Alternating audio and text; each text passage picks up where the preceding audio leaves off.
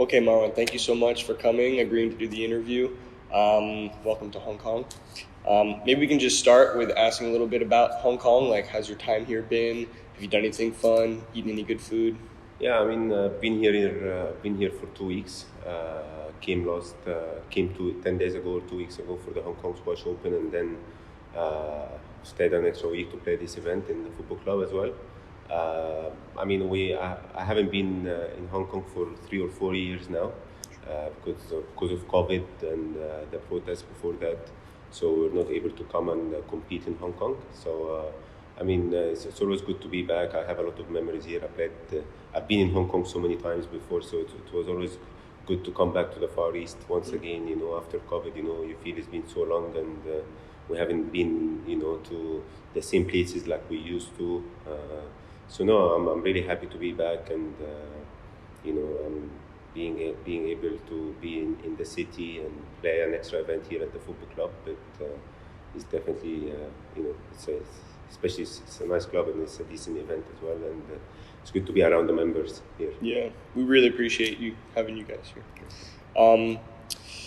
Is there any match that's really super memorable to you that sticks out in terms of like a really big win that you really enjoyed, or Here in Hong Kong?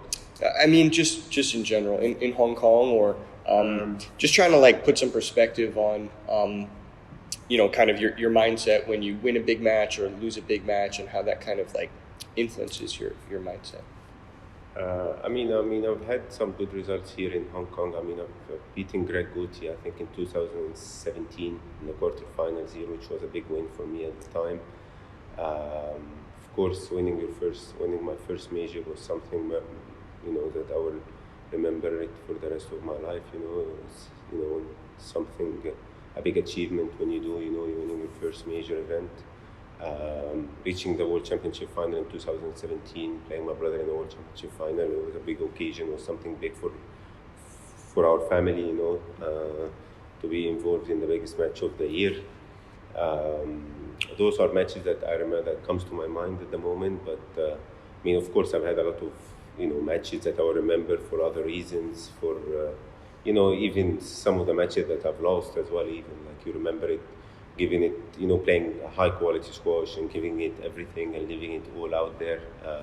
Sometimes losing matches like this are disappointing, but at the same time, when you give it everything on court and you leave it out there, so there is nothing really to regret.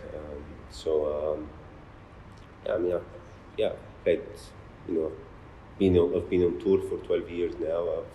I've seen the ups, I've seen the downs, and I'm still learning. And hopefully I have a few more years left. Awesome. And maybe in a similar vein, any advice for juniors who are coming up about, whatever it is, physical or mindset?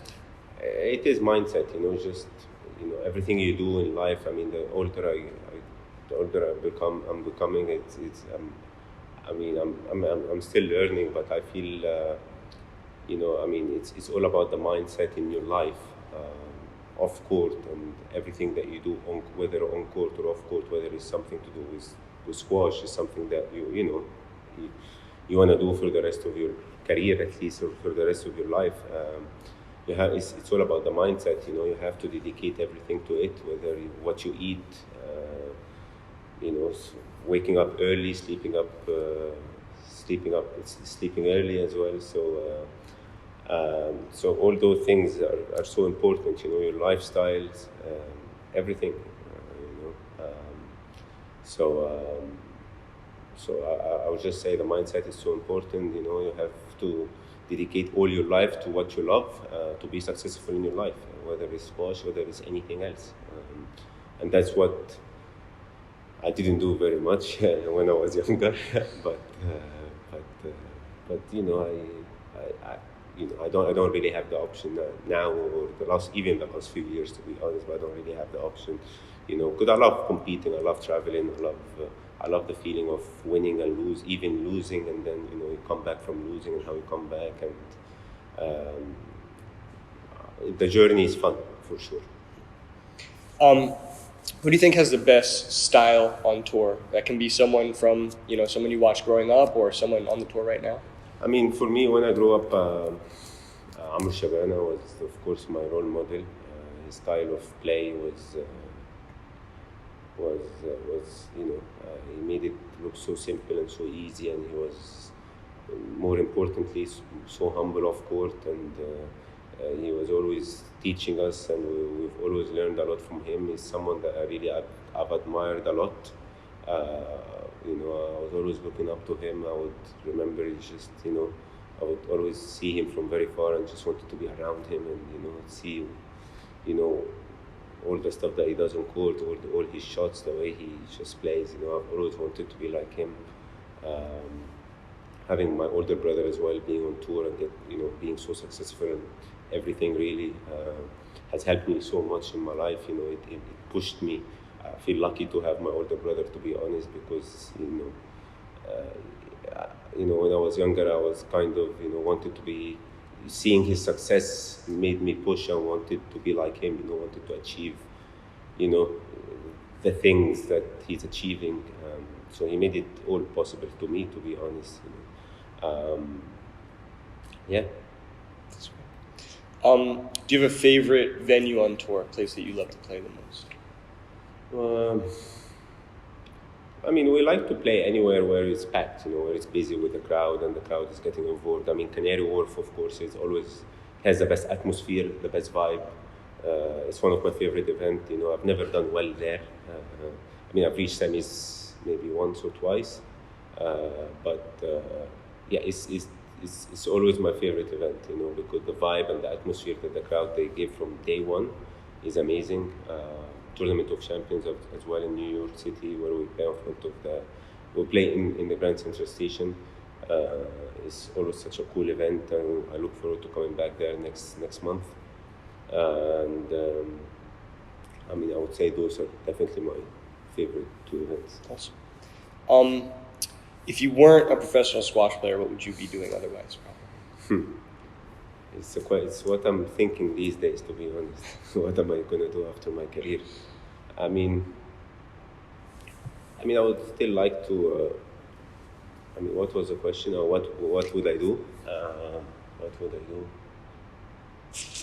do? It's something that every professional athlete has to think about, right? Because you're not going to be a professional athlete. To be honest, one of the things that comes to my mind these days is actually study. I go back to university and actually study properly this time. I do have a degree, but I would like to actually, do another proper degree, where I can actually do something I really wanting to do. I've always been interested in psychology and sports psychology and what goes to it. There are a few things as well that I would like to study and learn as well. I think I will still end up being involved in the sport somehow, because it's something I love. The sport anyway. I love it. I think I'll coach 2-3 players or something, but I'll still be involved in the sport. But I would also definitely like. My plan is to do something else. Explore more opportunities in life, and being stuck in one thing and not exploring other areas in life is I think is something that I've always wanted to do. I think to be honest, the life that we have at the moment is not a real life. It's quite, you make a living out of a hobby at the end of the day, and you're enjoying it at the moment, and this has nothing to do with the real world. Being an athlete is unique and special, and I am enjoying it. But the life that we have is, if I can do that for the rest of my life, I would definitely choose to do it. But it's, we'll see. We'll see. Yeah, well, kind of in the reflective mood, looking back on this year, is there any kind of like big things that stick out? How do you feel that you did, and what are your goals looking forward to next year? It's been an up and down year. What a year, to be honest, when looking back. Started so bad. I think it all started from last season. I wouldn't say the beginning of this year only, but from end of last year, my results were not. I didn't really enjoy being on tour. I think for that last season, but I thought it was a bit normal. I've been on tour for 12 years, and I lost a little bit of motivation last year, and the result that happened to me did not help, of course, because I was losing a lot, and I lost a little bit of motivation. But I mean, my worst season was going back to war number 9. And that was the worst season I've had. So it's I've started the season pretty well, better I would say, and hopefully I just can keep improve my ranking. It's number 6 now, and hopefully try to break to the top 4 this season and try and win any major we go to. I mean, there are a lot of major events still left. I mean, the British Open and the World Championship, and a few other majors, of course. So trying to win any title and going to every event as hopefully try and get one of those titles. Okay, awesome. Thanks. Thank you so much. Really appreciate it.